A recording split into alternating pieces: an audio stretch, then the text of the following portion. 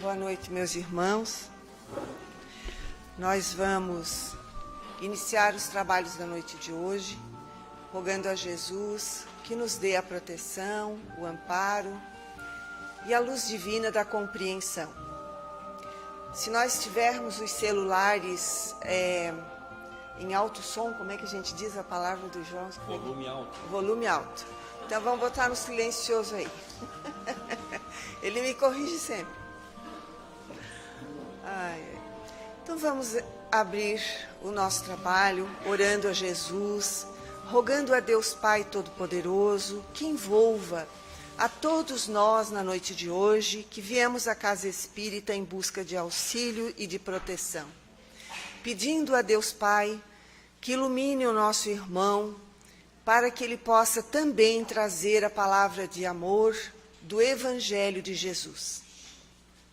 Vamos pedir à espiritualidade amiga, aos mentores espirituais do Círculo da Luz, que nos envolvam na noite de hoje, a fim de que possamos todos nós também auxiliarmos a espiritualidade.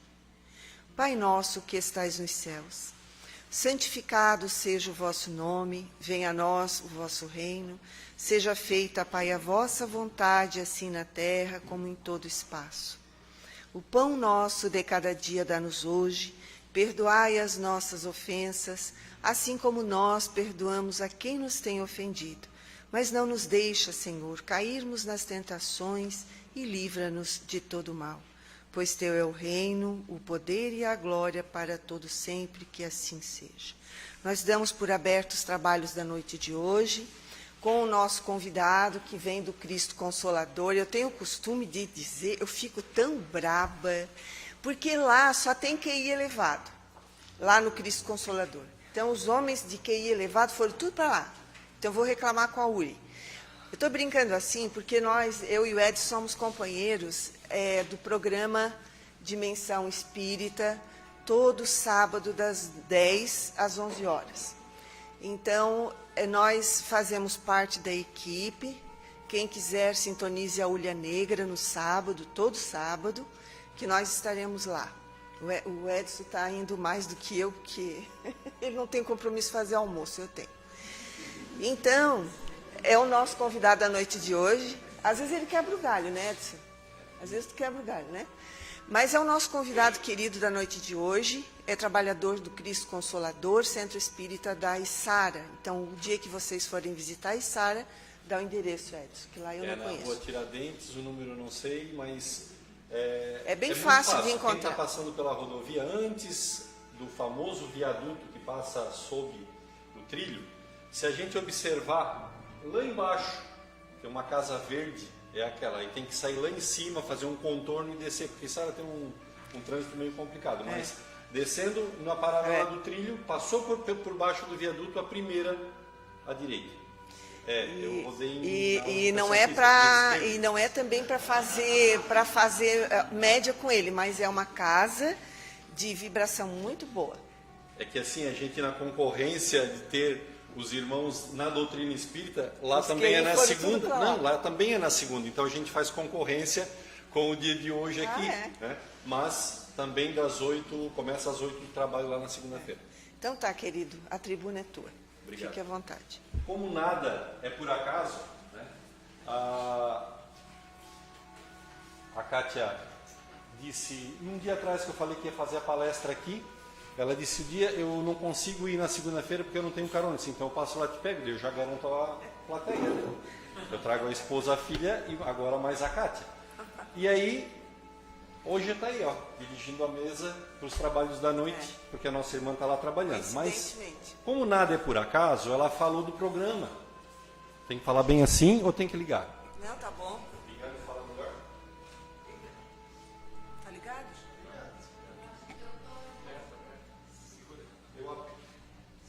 Bate no microfone para ver se está ligado. Bate assim, E se eu falar assim, vocês conseguem ouvir? Vamos dispensar a criança.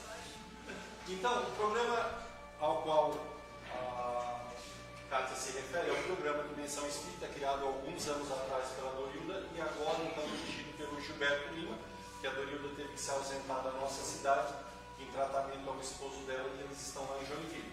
Então a gente compõe a equipe que ajuda a fazer o programa, sempre levando convidados novos. Porque o que é um programa? Divulgação da doutrina espírita. E hoje aconteceu uma coisa interessante, e eu não ia me furtar de falar, e acontece isso, ela fala do programa espírita que é o quê? Não mais que divulgação. Se ele trouxer um microfone para eu segurar com a mão, o que eu faço com a mão? Vamos lá.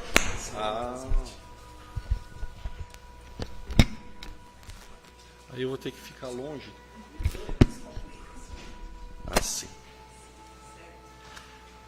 O que é o programa, se não a divulgação da doutrina espírita? E aconteceu à tarde uma coisa interessante, porque nós espíritas, através do programa espírita, através das palestras espíritas, através do convívio, a gente fala de espiritismo para quem? A gente costumeiramente nem pensa para quem fala, mas a gente fala de espiritismo. Normalmente, inconscientemente, a gente tem falado de espiritismo para espíritas. Isso é fato, porque somos mais nós mesmos que precisamos ouvir sobre espiritismo. Mas também tem que ser divulgado àqueles que não são espíritas. E hoje à tarde,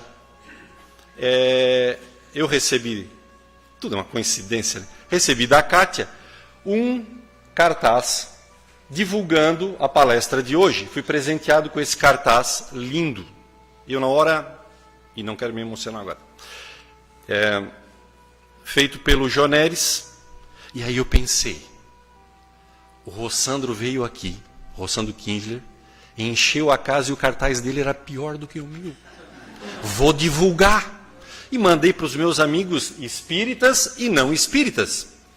E aí lá, de repente, apareceu ô Edson. Quando alguém no WhatsApp diz o teu nome, vai falar alguma coisa que tu não quer ouvir, né? Eu falo, querido, ele assim, posso dar uma dica? Eu assim, ele é do marketing.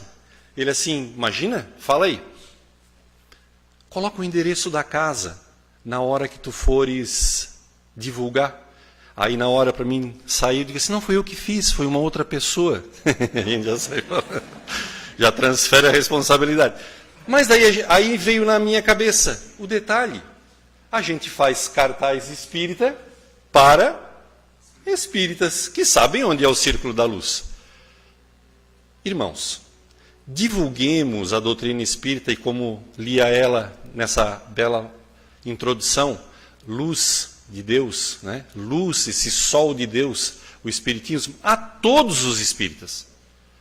Mas divulguemos o espiritismo àqueles que não são espíritas, através da nossa palavra e principalmente através dos nossos atos.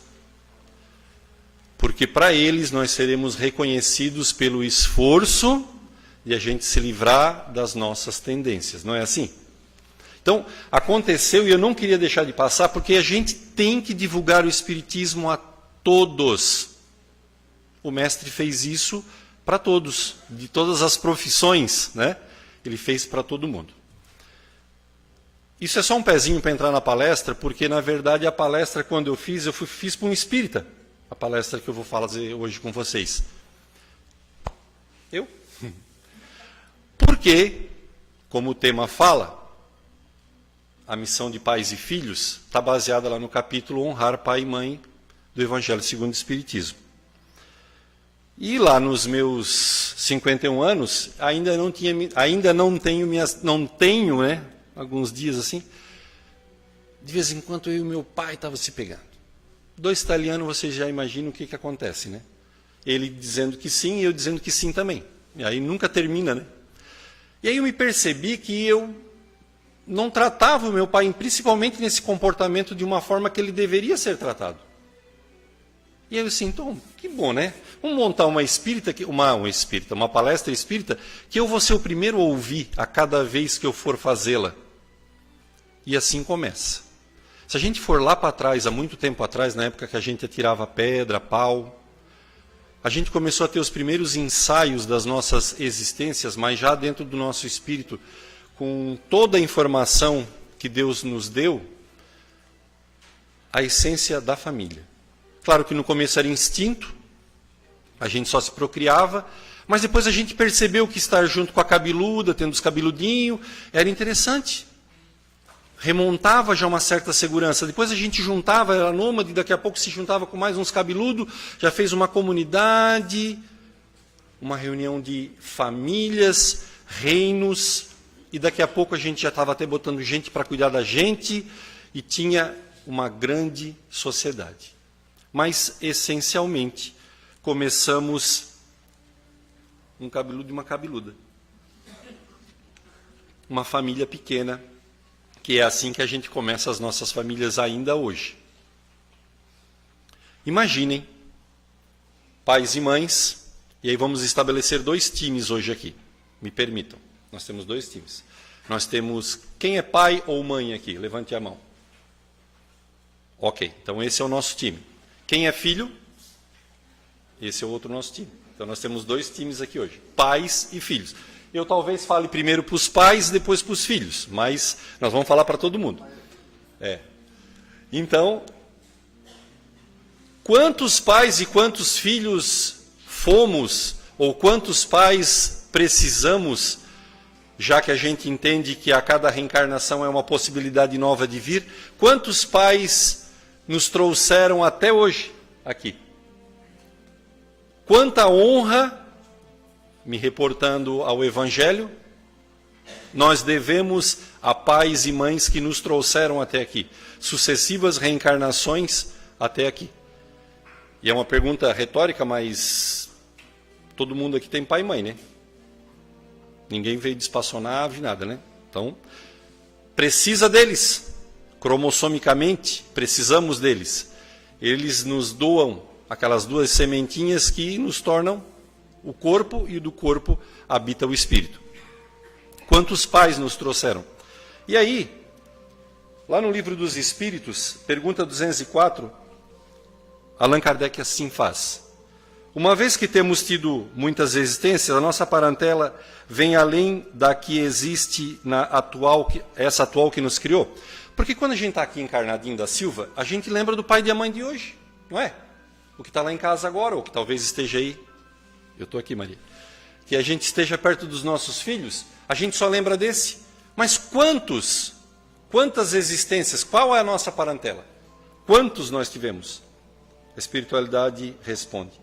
Não pode ser de outra maneira, a sucessão das existências corporais estabelece entre os espíritos ligações que remontam vossas existências anteriores. Então, os espíritos nos dizem, temos muitos pais.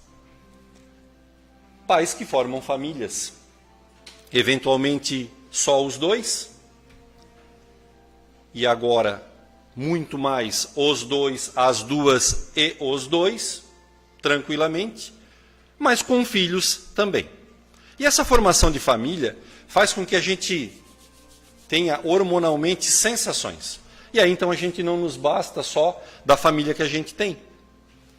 Eu tenho a família primeira do meu pai, aquele com a qual a minha mãe me formaram.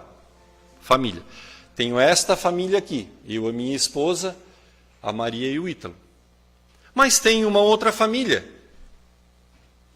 Essa. Que lá na minha casa eu cultivo, né, nas segundas-feiras e em outros tantos dias, como quarta-feira que eu vou estudar, nos sábados quando a gente tem reuniões. Vocês também, quando vêm aqui, se encontrar com Deus e com os amigos. Uma família muito importante que a gente cultiva todo dia, talvez muito mais em tempo acordado do que com a família que nos gerou, a família do trabalho, né? Em que lá somos, em momentos, filhos e momentos pais, momento filho quando a gente é subordinado, e momento pai quando a gente tem sob as nossas ordens diversos empregados. E aí, prestem atenção, meus amigos, a importância dessa paternidade. Quando de lá, todos nós tiramos o nosso sustento, e aí o sustento não é só para mim, é para minha família e para uma série de outras pessoas que estão ligadas a mim, que vivem do meu dinheiro. Quantas pessoas vivem do meu dinheiro? Só aqueles que moram na minha casa? Não. pago um monte de conta, todos eles vivem do meu dinheiro. Então, quando a gente tem esse compromisso da paternidade do trabalho, cuidar de subordinados, prestemos atenção em como estamos criando os nossos filhos do trabalho. Que exemplo nós damos para ele, com que justiça nós tratamos. E, ao mesmo tempo, como filhos, como estamos desenvolvendo a nossa responsabilidade de subordinados, de filho do trabalho. Trabalho cansa. Futebolzinho também é bom. A turminha tem, agora, a turma se reúne para jogar uma bolinha, se reúne para... O Gomes agora inventou de cozinhar. A turma dos gourmet. Mas não importa, a gente arranja uma turma para ser feliz, para se divertir. Seja ele qual for o lazer. Um futebol, uma cozinha, um carteado, uma boa conversa, não importa. Nós temos uma outra família que também nos dá prazer. Família que nos trouxe até aqui intelectualmente, alguns ainda estão lá, outros não. Mas aos 7 anos a mãe pegou um caderno, um lápis e uma borracha, daquela que ia em cima, que depois quebrava toda a vida, que a gente apagava a primeira linha, e mandou nós para a escola. E lá a gente teve uma professora, da minha idade normalmente eram professoras, eu lembro da minha como se fosse hoje o primeiro dia que eu entrei na sala, ela era minha vizinha, então entrei com medo, me pelando tudo, porque eu sabia que qualquer coisa que eu fizesse, ela só atravessava a rua e contava para minha mãe, né? Então, a professora era a nossa segunda mãe. Família da escola. E hoje ainda, tantos aqui acredito que habitam bancos de escola estudando. A gente estuda lendo em casa, não mais indo à escola, mas também está aprendendo. Então, quantas famílias fazem parte do nosso círculo familiar?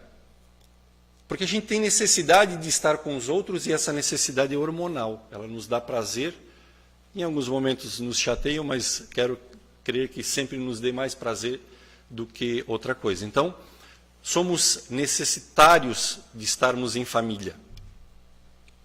E a família nos cria assim uma dependência muito grande, é só a gente fazer uma analogia. Quem gosta de bichinho, dos pets da vida, vamos imaginar o nosso bezerrinho. Um bezerrinho nasceu, ele já nasce, pula, cai em pé, já sai andando, diferente da gente. Quanto tempo um bezerrinho mama? Se é na casa do italiano é só 15 dias, porque depois ele tem que tirar para fazer queijo, né? Então é rapidinho. Mas é o quê? 60 dias? 90 dias? É isso. E depois vai pastar e toca a vida. Quanto tempo a gente fica apegado na nossa mãe? E a mãe na figura dos dois alimentos, né? Do alimento amor e do alimento leite, né? Quanto tempo a gente fica preso à mãe, preso à família? Obviamente, guardado a nossa fragilidade, né? Diferente de um animal, guardado a fragilidade. Mas olha quanto tempo. Esse silêncio é pensar assim, que meu filho ficou mamando 4 anos. Só parou porque veio a Maria. Deu vez. Então, olha só, se deixar, mama a vida inteira. Temos aí que são com 40 anos e estão mamando ainda. Né? Nos Estados Unidos, o pai teve que entrar na justiça para tirar o filho de dentro de casa. Pensem. Então, a gente é muito apegado à família.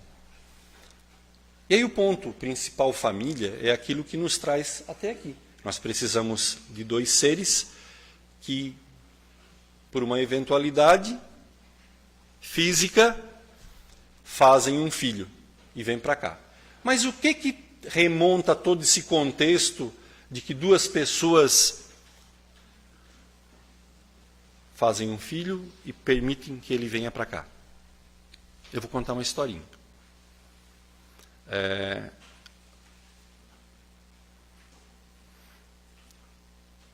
Na vida da gente, a gente vai andando por aí e o mundo vai nos levando e a gente vai sendo conduzido para coisas que vão acontecer lá na frente nas nossas vidas. A gente não sabe, acha que o que acontece agora é só de agora, não. Ele é lá para frente, porque a gente, quando está iluminado pelos nossos anjos e bem cuidado, porque a gente quer assim, a vida nos empurra para frente.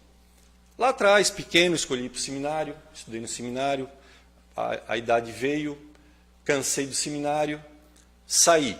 E quando a gente fica 6 anos num seminário, é mais ou menos igual cadeia. Quando a gente sai, a gente não sabe o que faz. Fica perdido. E eu me senti completamente perdido lá naquele verão de 1985. O que eu quis? Voltar para o seminário. Só que como eu já havia saído, eu não poderia voltar mais na mesma sequência que eu tinha aqui.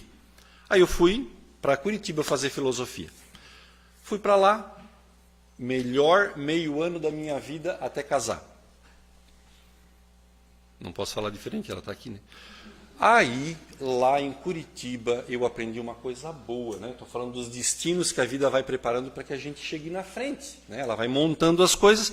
Em Curitiba eu aprendi uma coisa muito boa. Lá eu fazia filosofia. Aprendi a fumar. Coisa boa. Para um palestrante dizer isso deve ser uma coisa muito legal. Mas olha só. Ponto, parênteses. Desisti do seminário de novo. Aí cansei e vim embora. Vim embora, comecei a trabalhar. E a gente quer se divertir.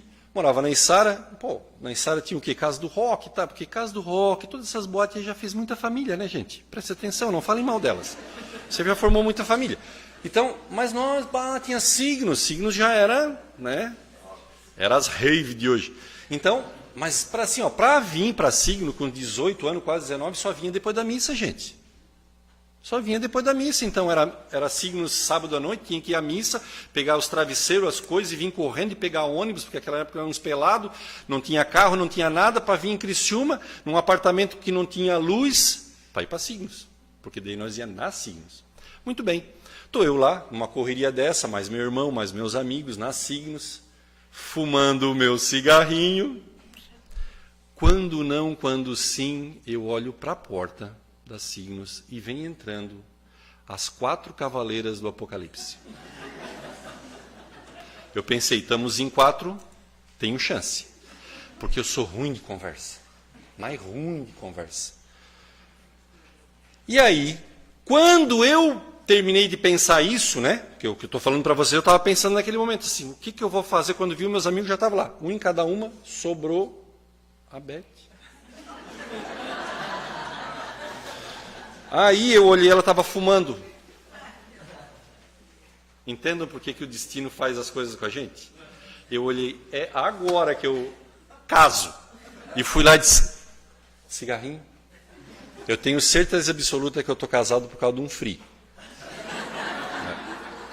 O destino me ajudou, mas um free pôs o selo no meu casamento. Então, uma mulher de Laguna, um cara da Içara, estudou no seminário, sabe? Coisas completamente, caminhos completamente diferentes que nos levaram, apesar da brincadeira, a um momento em que a gente se conheceu. E aí, tocamos a nossa vida. Começamos a namorar, e vai andando, essas vidas aí, a gente trabalhava na Eliane, era uma dificuldade, mas tinha que passar todo dia lá para ver, né? Não passa para ver. Só que um dia, eu estou passando lá, ela trabalhava no shopping, lá no primeiro andar do shopping dela, Justina. Aí um dia eu cheguei lá e assim, eu quero falar contigo. Eu vou falar só para os homens. Quando as mulheres de vocês chamam de assim, eu quero falar contigo, vocês olham se tem grade na janela, alguma coisa, porta de saída de emergência, porque alguma coisa não vai dar certo. Ela chegou para mim assim, eu estou grávida. Como eu já falei, né, filho não faz na toalha, você já imagina que alguma coisa tenha acontecido. Então, eu assim, qual o meu primeiro pensamento na hora? Não foi esse. Não, fugir não dá, porque eu estava no primeiro andar, ela me prensou assim, meio contra a grade, ou eu fujo ou eu caio, né? Mas meu primeiro pensamento na hora foi o seguinte, vamos tirar? Ok. Foi o meu pensamento da hora. Tudo isso já foi devidamente acertado, mas na hora foi o meu pensamento. Com uma grade nas costas, uma mulher brava na frente, eu ainda tive coragem de pensar isso. Ela, claro, botou a mão no meu pescoço e disse, está realmente querendo isso? Eu disse, não, isso é só um delírio da minha ideia. Preste atenção, agora nós vamos para uma outra história. Em algum lugar no mundo espiritual, em remotos 1987, 88, quando a gente se conheceu, um espírito, que então seria chamado Ítalo, foi lá chamado pelo seu Clarencio e disse assim, está na tua hora de ir ao mundo, né? Ir ao mundo. Ele assim, muito bem. Pois é. Só que assim, tens que escolher um pai e uma mãe. Ele assim, não, mas eu já tenho escolhido um pai e uma mãe. Quem? Eu tenho escolhido um rapaz lá de Sara, que eu não tenho que ensinar ele a fumar, porque senão ele não vai conseguir conquistar a mulher dele. E tem uma moça lá de Laguna, eu quero que sejam meus pais e minha mãe. Pô, mas falta tempo, Edson. Não tem problema, nós vamos ajeitando esse negócio até ele chegar. Ele fuma, ele aprende, e vai nas signos e vai dar certo. Ok. Passa o tempo no mundo espiritual, que é mais rápido do que aqui, né? Chega um dia, a gente faz o filho. Só que chega um dia do anúncio da gravidez, eu disse assim para ela, vamos tirar. Volto no parênteses. Vocês sabem que quando a gente dorme de noite, a gente desdobra, tem essa possibilidade de sair do nosso corpo e voltar para o mundo espiritual. Sai da cadeia do corpo físico e vai para o mundo espiritual, para a liberdade. Com certeza, em algum momento dos idos 1988, eu e a dona Elizabeth fomos chamados lá pelo seu Clarencio e sentamos numa mesa tão linda quanto essa, ele lá, na ponta, um espírito que a gente não conhecia, ou talvez conhecia, e sentado lá a gente pergunta, e daí? Ele assim, esse moço aqui será no futuro filho de vocês. Os escolheu como filho de vocês, para ser filho de vocês. Vocês aceitam? Vocês lembram que tem o livre-arbítrio, né? Então, também para vir para o mundo, existe uma escolha. E aí o Clarencio lá nos perguntou, vocês aceitam? Eu nem conhecia ela direito, eu nem talvez conhecesse aquele espírito direito, mas a gente disse, não. Nós aceitamos. Assumimos lá o nosso primeiro compromisso espiritual para a formação de uma família no futuro. Que num dia, num shopping, eu disse, vamos tirar, não é? Eu tenho a possibilidade de dizer? Claro que tem, todo mundo tem. Porque quando a gente chega na frente de uma decisão, é sim ou é não. A gente pode. E eu não estou falando isso para efeito de recriminar uma escolha ou outra. Não. Frente a uma decisão é sim e não. A gente tem essa possibilidade. Eu lancei a possibilidade, graças a Deus, interpelado pelas mãos dela na minha garganta, não aconteceu. Não é? E veio ao mundo o seu Ítalo. Então, percebam. Na minha escolha, enquanto participante já de um compromisso de trazer ao mundo um espírito, eu pude escolher em não trazê-lo, mas no fim decidimos em trazê-lo. Vamos abrir um parênteses. 1922, lá no interiorzão de Minas, uma mulher com 13 filhos, grávida novamente, vai ao médico. 1922, gente. Vai ao médico. O médico devia ter só aquele negocinho de ouvir na barriga, né? E aí, feitos os exames, o médico diz para aquela senhora assim, se a senhora tiver esse filho, a senhora vai morrer. Eu pergunto às mães de hoje que estão aqui, ou futuras mães, se o médico hoje, com todos os exames que tem, né, dissesse para vocês assim, olha, vai acontecer, infelizmente, frente à tua gravidez, tu tens que fazer uma escolha. Ou o nenê, ou você.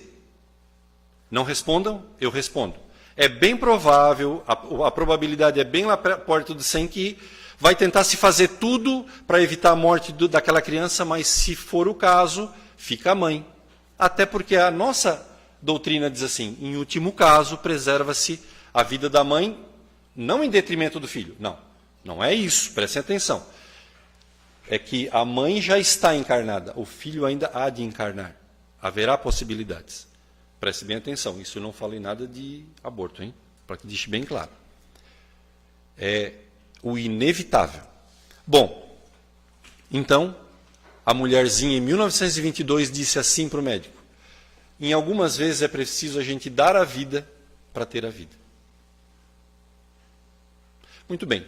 Há pouco eu falei que eu fiz uma escolha, graças a Deus a escolha não aconteceu, de interromper uma reencarnação mas eu sou o Edson, da Isara, 1987, conhecimento de família nenhum, experiência menos ainda.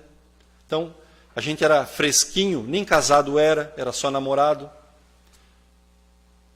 Com todas essas relevâncias aí, era o Edson só, frente a uma decisão de interromper a vinda de alguém. Mas, em 1922, a senhora que assumiu a maternidade daquele ser deu à luz a Divaldo Pereira Franco. Então, só para a gente fazer um paralelo, frente à vinda de novos espíritos, todos eles estão à mercê de uma decisão. Seja Divaldo Pereira Franco, ou seja o meu filho, que eu trouxe, mas pensei em não trazer. Então, para todos nós, enquanto pais, nos cabe a responsabilidade da decisão. Mas, como eu lembrei, antes, já assumimos naquela historinha que eu criei um compromisso com aquele espírito que virá fazer parte da nossa família. E é assim que vai se dando todas as parentelas, como diz o nosso título hoje, daquilo que vai formando a nossa vida. A princípio, a gente doa uma partezinha de cada um, fisicamente, um cromossomo de cada um, para que a gente gere um corpo. Mas, lá atrás, quando a gente ainda nem lembra, num sono de uma noite que a gente não tem a menor ideia, a gente assume um compromisso numa parentela espiritual. E lá, no Evangelho segundo o Espiritismo, no item 8 desse capítulo 14, ele fala da parentela espiritual e corporal. E aí fala que os laços de sangue se criam pela necessidade material, né, que os espíritos, que os corpos se fazem e aí geram corpos novos. Mas os liames espirituais já se dão há muito mais tempo e fazem com que aquele corpo gerado pelos dois possa ser habitado por um outro corpo espiritual independente, com as suas ideias. Né? Até a gente brinca, né? Os filhos não são nossos, né? Porque cada espírito tem a sua independência. A gente apenas criou um corpo. E aí, lá na pergunta 207, a gente muitas vezes se pergunta, mas olha só, como eles são tão parecidos? Diz assim a pergunta: frequentemente os pais transmitem aos filhos parenças físicas. Transmitirão também alguma parência moral? Não que diferentes são as almas ou espíritos de uns e dos outros. O corpo deriva do corpo, mas o espírito não procede do espírito. Entre os descendentes das raças, apenas a consanguinidade. Tem uma música gaúcha dos serranos que chama Guri, né? Que ela diz lá no versinho assim: e é para que diga quando eu passe, seja igualzito ao pai. Por quê? Efetivamente, quando a gente doa uma partezinha de cada um, vem um ser muito parecido com o outro, porque ele traz todo uma carga cromossômica do pai e da mãe. Vem a orelha grande, que é do pai, vem o nariz grande, que é dos italianos. Né? Agora, e a aparência moral? Já que o espírito é individual. Mas para aí, olha só, é igualzito ao pai. E não é pela aparência, é pelo jeito. Óbvio. Se a gente nasce lá na família, né, e convive com o papai e com a mamãe desde pequenininho, a gente vai assimilando nos nossos comportamentos, mesmo tendo já a nossa carga espiritual forte, tudo aquilo que o papai e a mamãe vai nos transmitindo. E aí, como papai e mamãe, muitas vezes a gente deixa o filho, vou usar uma expressão, correr, no sentido de que parece que ele faz o que ele quer.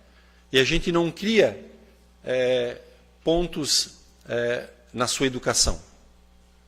Aí podemos, em algum momento, perder mesmo a mão na educação do filho nosso, do neto nosso, do amigo nosso, não importa. A aparência moral vai se dar a partir do momento em que a gente vai efetivamente aplicar a moral que a gente sabe sobre o comportamento dos nossos filhos. E assim vamos trazendo-os igualzito ao pai, igualzito à mãe, nos bons comportamentos. E essas ligações que fazem com que um ser espiritual nos convide para ser pai e mãe, tem ligações diversas no mundo espiritual. Mas Divaldo Pereira Franco resume em duas: a do bem e a do mal. Como a gente já viveu muitas vidas, a gente já esteve com muita gente. A gente já foi filho, pai, mãe, esposo, amante, de tudo que vocês imaginam em todas as relações, porque a gente passa por essas experiências. E chega um momento em que nós, ou algum de nós, tem a oportunidade de poder cobrar algumas dívidas ou acertar algumas arestas. É nesse momento em que as ligações que fazem com que a gente se junte não sejam as melhores, mas necessárias. Diferente, quando já reinava entre nós o amor pelo convívio de outras existências, nos fazem com que, para que a gente ajude outro, a gente se reúna de novo no amor da família para ajudar um irmão, um tio, qualquer outro parente que esteja no nosso convívio. Então, Divaldo faz essa simplifica em bem e mal, porque ora a gente pode estar vindo para acertar grandes arestas e ora a gente pode estar vindo pelo amor que já nos uniu no passado. Numa palestra, está no YouTube, eu não sei o título, o Haroldo Dutra Dias, juiz de direito de Minas Gerais, estudioso da doutrina espírita, acredito que os irmãos já conheçam, falava de um exemplo da evangelização das nossas casas. Lá embaixo, talvez, eu não sei se hoje tem evangelização, mas imaginem, lá embaixo agora a criançada está lá estudando, e é bem nesse momento mesmo que a gente precisa que eles estudem espiritismo, porque o espírito deles está assim, né? É uma janela aberta, né? Outro dia nós estávamos lá em casa, e aí meu filho veio dos Estados Unidos, então a minha neta ficou 1 ano e meio fora. De 2,5 a 4 anos ela ficou fora. 2,5 anos de idade para 4 anos dá um salto muito grande. Intelectualmente da criança é um salto. Para nós parece 1 ano e meio. É, né? 1 ano e meio. E aí, chegou lá em casa, ela reviu o Biso e a Bisa, que são os meus pais. E aí, Biso daqui, Biso dali. Um dia ela perguntou para a mãe dela: mas cadê a bisa da avó, né, da minha esposa? A minha sogra já retornou ao mundo espiritual. E aí a minha nora respondeu assim: ela já cumpriu o ciclo dela aqui e já voltou para junto de Jesus. Ela assim: verdade, mamãe. Ela está se preparando para voltar igual criancinha. 4 anos de idade. Então, percebam, as crianças estão nesse ponto que a gente precisa evangelizá-las no sentido mostrar os caminhos de Jesus para ela, mostrar a moralidade para ela, e assim elas vão se tocando. E aí, pequenininhas como são, quando a gente vê a criança, o Haroldo lembrava, lá na evangelização, parece tudo santo, não é? Assim, só flores, mas ali, dentro de cada corpinho, tem um espírito independente, que nós, né, pais, nos comprometemos a trazer, mesmo sabendo quem eles são no mundo espiritual. Então, e aí eu faço uma brincadeira, imaginem vocês mães, lá no momento do parto, na sala de parto, está lá para nascer aquela criança, aquela gritaria, aquela choraçada, e aí faz força, e o pai desmaiando do lado, e bate foto, porque tudo isso ao mesmo tempo, né? E bate foto, e aí nasce o filho. Mas quando nasce o filho, tem um aparelho de fax. Eu sou da época do fax. Tem um aparelho de fax, faz aquele barulhinho e começa a sair uma folha. E a folha vai. E a folha vai. 2 metros de folha. Aí o médico rasga a folha, pega o filho, entrega no colo da mãe e diz assim: ó, está aqui teu filho e está aqui o que ele é no mundo espiritual. Dá uma liguinha.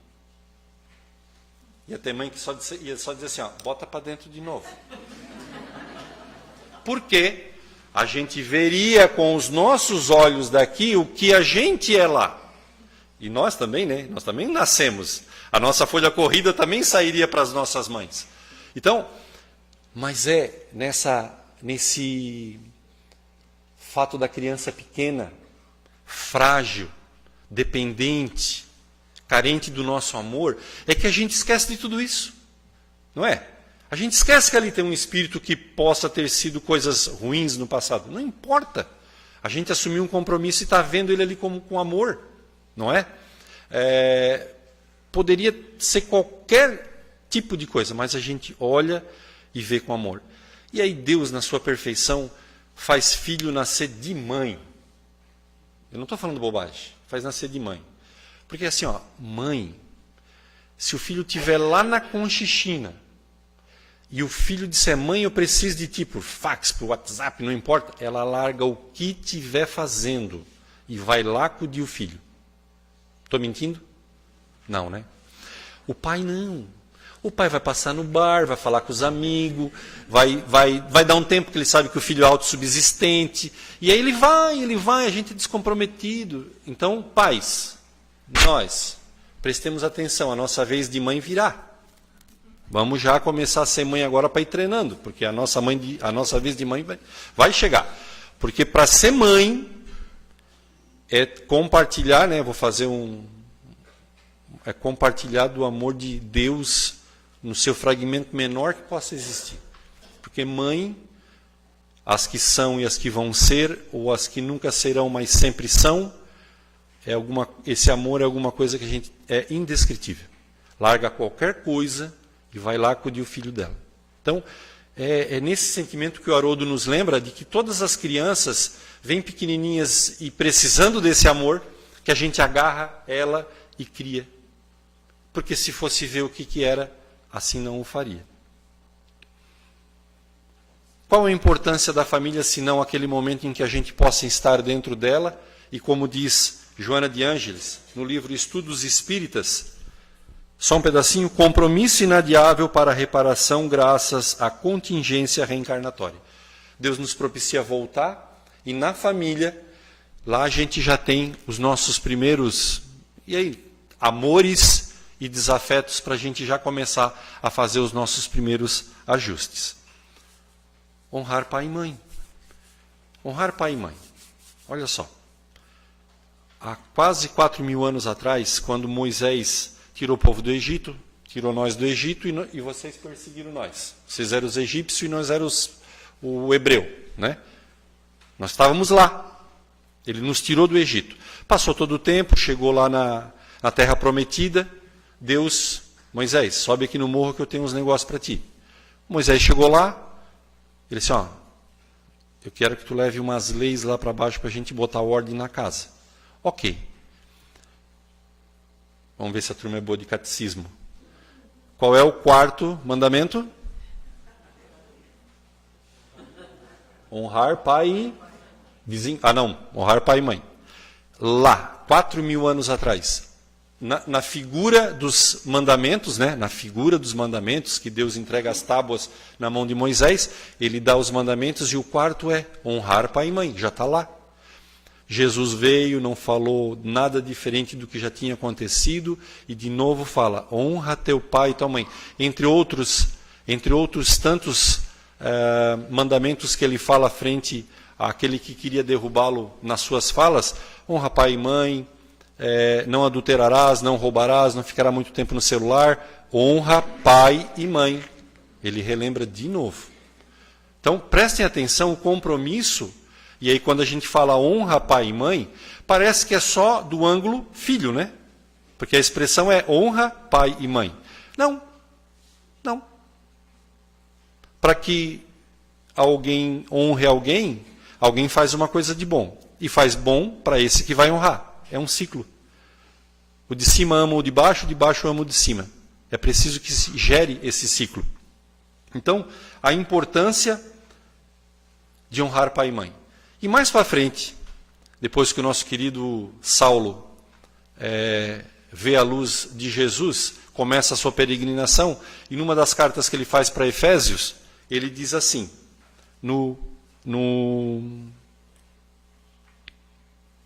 perdi aqui o item, lá na frente, versículo 4 do capítulo 6 para Efésios. Pai, honrem seus filhos, Antes criem-nos segundo a instrução e o conselho do Senhor. Eu pulei direto para pai, porque filho vem depois. Lembra dos dois times? Nós vamos falar para os pais primeiros. Agora parece que está funcionando. Vamos falar para os pais primeiros, depois a gente vai falar para os filhos. O Paulo já diz: pais, não irritem seus filhos, antes criem-nos segundo a instrução e o conselho do Senhor. Olha só, pais, não irritem seus filhos. Parece uma frase meio engraçada para Paulo falando naquela época, é porque ele sabia que a gente ia irritar. Porque na maioria das vezes o pai quer no filho aquilo que ele não foi, né? É tipo assim, eu queria ser engenheiro, não consegui, fui estudar no seminário, aí só deu para fazer administração. Mas assim, filho, ó, aqui é a SATIC, ó. Passo todo dia na SATIC, eu preciso levar ele lá na Próspera, daí eu dou a volta lá por Içara, na frente da SATIC, e digo assim, ó, aqui forma engenharia. Tu poderia ser engenheiro. Ah, pai, mas eu queria tocar violão. Nossa, eles ensinam violão aqui na escola de engenharia. Então a gente vai empurrando o filho para o lado das coisas que a gente não conseguiu fazer nas nossas vidas. E a gente vai irritando essa criançada. E eu queria traduzir, não irritem seus filhos assim. Pais, eduquem seus filhos. Pais, não atrapalhem a vida dos seus filhos. Pais, libertem seus filhos. Pais, aconcheguem seus filhos. Pais, amem seus filhos. No capítulo 14, lá no item 9, Santo Agostinho ele tem alguma coisa com a consciência, né? Ele sempre faz nos lembrar da nossa consciência, né? E aí ele vai fazer nos lembrar como pais do seguinte: se a gente não fizer isso como pais, o que vai nos acontecer se a gente não for um bom pai? Ou se for um bom pai? Ele diz o seguinte lá, quando a gente chega lá no céu, né? Tipo, a nossa irmã assim, já está 30 anos na doutrina espírita, céu, chega lá, Deus está lá sentadinho, com seu cajado de ouro, vai perguntar: Esther, que fizeste com os teus filhos? A Esther vai dizer: meu querido Deus, eu fiz isso, fiz isso, fiz isso, fiz isso, fiz isso, fiz isso, fiz isso. E vai dizendo. Né?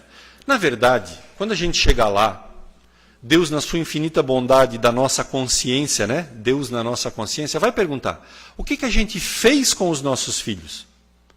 Eu dei uma sementinha para vocês, o que vocês fizeram com essa semente? Eu dei um talento para vocês, o que vocês fizeram com esse talento? Obviamente, no nosso esforço de sermos bons pais, eu queria dizer que nós somos pais média 7. Por que 7? Porque se for 6,9, faz prova. Lembra do nosso professor? Tinha sempre um professor que dava 6,9, porque ele queria ver a gente fazer prova. E ele não dava ponto, a gente podia comparecer na aula, a gente é média 6, porque a gente se esforça para ser pai, a gente trabalha, a gente paga um bom estudo, a gente conversa com eles em casa, a gente larga o celular para vir correndo abraçar, a gente faz um monte de coisas para educar os nossos filhos. Grandes esforços para fazer a criação dos nossos filhos. Eventualmente, a média vem de 10 para 7, porque a gente de vez em quando também fica lá assistindo um filme, fica mais com o celular, faz algumas coisinhas que nos trazem para uma média 7. Por que eu brinco da média 7? Porque a média 7 é o seguinte, meus queridos, se a gente der uma derrapada, a gente pega 6,9 e tem que depois voltar a uma outra existência para tê-los de novo como filhos e reparar tudo que a gente precisa. Espero que a gente possa ser 9,9 com estrelinha. Aquele professor que nunca dá 10, né? 9,9 com estrelinha. Mas a gente, no esforço das nossas existências, somos pais média 7. Pais esforçados. Porque, como diz Santo Agostinho, na hora que Deus, consciência, nos perguntar: o que fizeste com os teus filhos? E a gente não souber dizer, ele só vai dizer assim, ó, olha para trás. E a gente vai se virar nas nossas existências e olhar lá para trás e estão os nossos filhos chorando porque a gente foi pai média 5, em que a gente relegou a educação deles ao nosso prazer, aos nossos tempos, aos nossos momentos. Então a gente tem que se alertar, e eu quero que nós todos sejamos de 7 para cima, para que quando a gente chegar lá, a gente olhe para trás e olhe sorrindo para trás. Né? Olha lá no fichário do nosso Deus e está 7. Né? Passou. 7 é aquela turma que nem vai buscar a prova, porque passou só na estica. O que vai 10 pegar a prova para mostrar para os outros, é aquela festa toda, né? Mas 7 passa. É o esforço das nossas existências. Então, quando a consciência chamar, vamos com a nossa vontade firme de que a gente sabe que vai responder, que deu uma boa educação intelectual e moral para os nossos filhos. E frente à nossa educação, ela vai perguntar o que a gente fez com as nossas conversas, isso é o que vai levar para as nossas médias.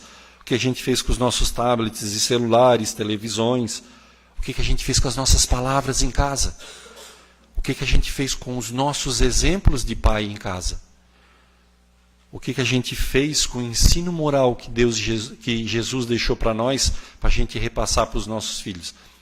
É compilando essas perguntas que a gente consegue fazer uma média 7 e depois responder bem às nossas consciências.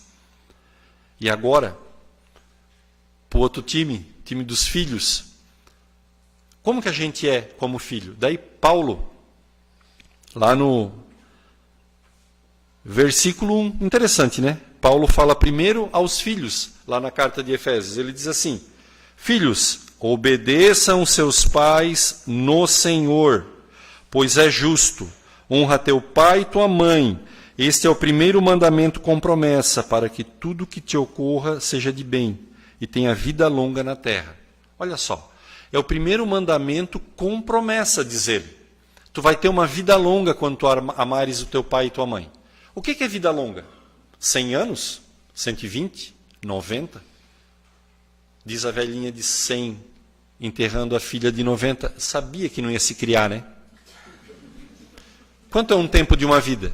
A gente não sabe, né? A gente não sabe. Mas ele quer dizer o seguinte, vida longa numa visão. Olha só. A gente está lá no trabalho, dá uma discussãozinha. Não sei o que. Dá um entrevero. A gente já não passa na porta do escritório do nosso amigo. A gente já evita o estacionamento para não passar perto dele. Uns 3, 4 dias fica assim, amuado, o negócio. Imaginem quando a gente não está de bem com o nosso pai e com a nossa mãe. É uma existência. Vai ser longa a nossa vida enquanto a gente não tiver com aquele sentimento caloroso de amor pelo pai e minha mãe? Não. A vida pode ter 100 anos, ela vai ser desse tamanho. É isso que Paulo quer dizer. Deixe tua vida longa. Deus vai te dar uma vida longa porque tu vai ter amor com aqueles que te criaram, que te deram a oportunidade de vir ao mundo. E lá, na nossa missão de filhos, o Divaldo diz assim, Divaldo Pereira Franco, numa palestra lá no YouTube, ele fala para a juventude sobre honrar pai e mãe. Lindo. Procurem e assistam. Eu não sei te dizer qual é o título, mas o fundo, eu só lembro disso, o fundo é azul, clarinho. Então, aquilo me apegou e eu peguei e fui lá, linda a palestra. É uma parte da palestra de Divaldo feita num congresso no Rio Grande do Sul. Isso. Mas vamos lá. Ele diz o seguinte, quando a gente está lá com o filho pequeno em casa,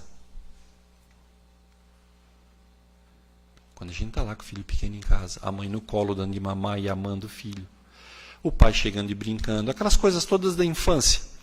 É ali que nós, agora adultos, e os nossos filhos pequenos, aprendemos e vão aprender a amar. Isso já está lá na psicologia, né? Mas aí é Divaldo falando para nós, de que é lá que a gente vai aprender a amar. Quer dizer, se naquele momento a gente não aprender o jeito certo de amar, nós vamos passar uma existência amando errado. E a gente vai ter um monte de problema. Seja amor de amigo, seja amor de eros, né? O amor erótico, que é o amor que primeiramente paixão, que nos leva até a ir lá dar um free para a mulher, né? Para casar, o tchan, né? Todos os amores da nossa vida, a convivência com os nossos colegas, é de lá que a gente aprende. A essência do amor está lá no primeiro momento em que a gente está com o papai e com a mamãe. Então, agora, conscientes, pais e mães, é que a gente tem que dedicar nesse momento o melhor amor que a gente possa dar para os nossos filhos.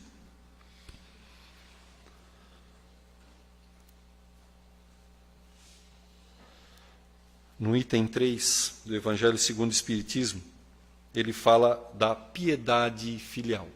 Aquele afeto, piedade parece uma coisa muito pequena, não. É aquele afeto profundo em que o filho dedica ao pai. E ele diz lá: quis Deus mostrar por essa forma que ao amor se devem juntar respeito, atenção, submissão e a condescendência, o que envolve a obrigação de cumprir-se para com eles de modo ainda mais rigoroso tudo aquilo que a caridade ordena relativamente ao próximo em geral. Esse dever se estende naturalmente às pessoas que fazem às vezes de pais e de mães, né? Na figura daqueles que nos criam. Então, respeito, atenção, carinho, submissão. Essa palavra é muito importante, principalmente no nosso tempo hoje. Na minha época tinha uma coisa chamada submissão. Se tu pegasse o dicionário e procurasse, lá no Aurélio daquela época, né, e procurasse submissão, estava escrito assim, ó, cinta. Lembra da submissão que a gente tinha?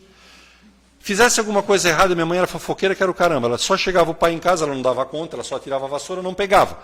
Mas quando o pai chegava, o seu Alfredo, ela dizia: o Edson fez isso, isso, isso, o Jean fez isso, isso, isso, e o Fabiano fez isso, isso, isso. Aí o pau comia, né? Todo mundo ia para o seu lugar de submisso na família. Guardadas brincadeiras da época, a submissão que traz aqui o Evangelho é o seguinte: pai é pai, filho é filho. Hoje eu estava no restaurante, conversando, papeando, e aí a gente sabe que é brincadeira, mas o filho disse assim: pai, levanta para tu me levar para a escola, porque eu tenho que chegar lá para ter uma gincana. Na hora, como eu sabia que vinha fazer a palestra, veio essa passagem da submissão na minha cabeça. A criança, na sua inocência, mas é uma inocência que ela está vivendo, né, gente? Pai, levanta para me levar para a aula. Prestaram atenção aqui na fala? A gente, no afã de querer ser amigo dos filhos da gente, a gente vai perdendo essa relação de pai e filho. E vai ficando brother. Ei, brother é o seguinte: brother manda para qualquer lugar, brother manda levantar e manda pegar o carro e levar a gente para onde quiser. Perde o contexto de submissão, em que pai é pai, submissão e respeito, pai é pai e filho é filho. Sejamos os melhores amigos dos nossos filhos, na posição de pais. Condescendência, atenção às vontades daquilo que os nossos pais precisam. Assisti-los sempre que necessário. Proporcionar repouso e tranquilidade aos nossos pais. Cercá-los de todos os cuidados. E aí, lá no parágrafo 4º, da primeira parte do capítulo 14, honrar pai e mãe, eu tive a audácia de pegar aquele texto lá e traduzir para isso que eu vou ler para vocês agora. É assim, ó. Não transformá-lo, os nossos pais, não transformá-los em escravo da senzala do quartinho do fundo, em que os seus rendimentos cuidam da casa da frente. A analogia é meio numa época em que a gente não deva fazer analogia com coisas pesadas, mas é isso mesmo. A gente transforma muitas vezes os nossos pais, os nossos avós, em escravos da casa grande da frente, num quartinho lá do fundo, porém, o cartãozinho dele mora na casa grande. Isso é muito... vocês não têm ideia de como isso acontece. Parece que é uma realidade que não nos é, mas é. Isso acontece muito. E aí, a gente pode transformar o cartão, o dinheiro, em qualquer outro tipo de sentimento. Quando a gente isola os nossos pais do nosso amor. Isola no quartinho do fundo das nossas vidas, para ter aqui na casa da frente outras amizades que talvez não nos seja interessante. Honrar pai e mãe. Compromisso da paternidade e da filiação. No livro A Família, Emmanuel nos diz o seguinte: Se do dia que eu nascesse, e eu quero viver uns 120, ao dia, vou incomodar muito, né? Com 120 eu vou incomodar muito. Do dia que eu nascesse, ao dia que eu voltarei à pátria espiritual, e aí com 120, eu amasse meus pais na maior intensidade possível que eu pudesse. Olha qual coisa de negócio, é difícil, hein? Todo dia, todo instante, 120 anos, eu não pagaria o compromisso que eles assumiram naquela historinha que eu contei, né? De ter formado um corpo para trazer o meu espírito a essa encarnação. Olha o compromisso que nós temos como filho de honrar o nosso pai e nossa mãe. E aí eu vou falar de números, porque números, quando a gente fala de matemática, é um negócio que a gente não esquece nunca mais. Outros tantos palestrantes já disseram, quantos habitantes tem na Terra? 7,5 bilhões, quase 8, alguma coisa assim. Ok. Quantos tem desencarnados? Umas 4 vezes e meia isso. Então são 30 bilhões de espíritos que estão na erraticidade, estão aqui ao entorno da Terra, andando pela gente, assistindo a palestra, mas estão desencarnados. 1/5, porque se tem 4 vezes lá, tem 1/5 encarnado. Né? Então, 1/5 dos espíritos que estão vivendo na Terra, sejam encarnados ou desencarnados, estão aqui em corpo. E é no corpo que a gente pratica as nossas experiências. Então, também eles precisam vir. Vamos ver se vocês entenderam o que eu quis dizer. Olha a chance.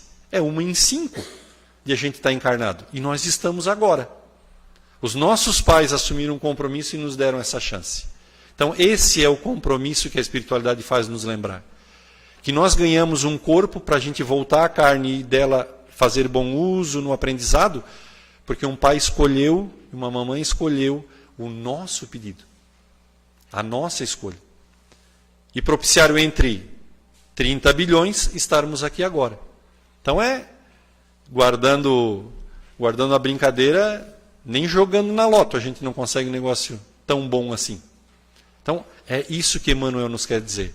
A gente pode amar uma existência inteira o papai e a mamãe e a gente não vai conseguir retribuir esse amor que eles deram nessa encarnação em ter nos trazido. Por que algum filho vai poder dizer, mas meu pai não foi um bom pai. A minha mãe me largou na rua. Lá no item 3 ainda. Alguns pais, é certo, descuram de seus deveres e não são para os filhos o que deveriam ser. Mas a Deus é que compete puni-los, e não a seus filhos. Não compete a estes censurá-los, porque talvez haja merecido que em outras vidas, né, pudessem ter alguma coisa feito e agora o retribuem. E aí Divaldo, nessa mesma palestra, diz o seguinte: independentemente do que o teu pai e a tua mãe possa ter feito para ti, independentemente de qualquer relacionamento ruim que possa existir entre tu e teu pai, tua mãe, ame-os incondicionalmente, porque o restante é Deus que sabe o que tem que fazer. Que assim seja.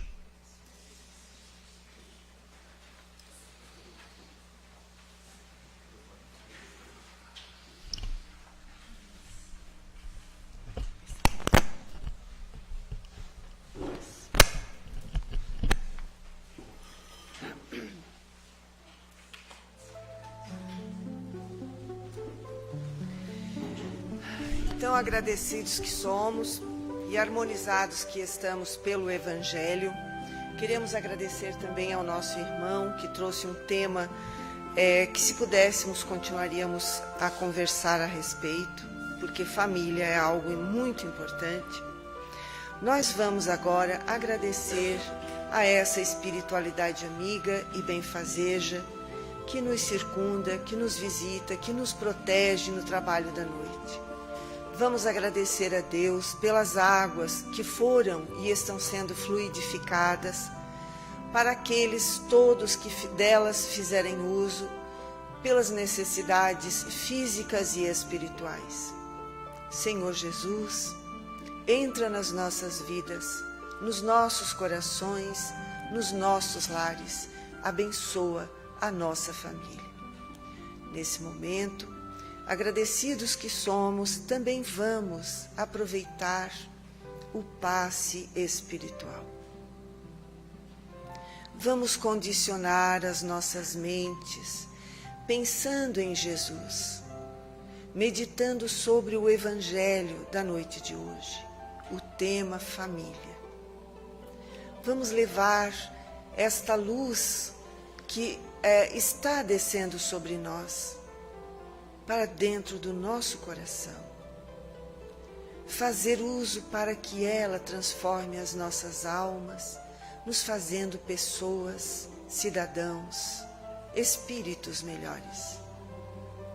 E assim, pensamentos elevados, sentimentos melhores, possamos receber esse quinhão de esperança, de amor e paz. Senhor, nossos corações estão abertos para receber de Ti essa grandiosidade de amor que Tu envolves, nós, nesta noite, nesta casa. E assim Te agradecemos, Pai, pela mensagem do Evangelho, pela visita do nosso irmão, por estarmos todos aqui reunidos, a fim de que possamos levar para os nossos lares as bênçãos renovadoras dos Santos Espíritos. Agradecendo a Deus Pai Todo-Poderoso, aos Espíritos de luz, aos trabalhadores do bem que vieram estar conosco, nós damos por encerrado os trabalhos da noite de hoje no Círculo da Luz. Que assim seja.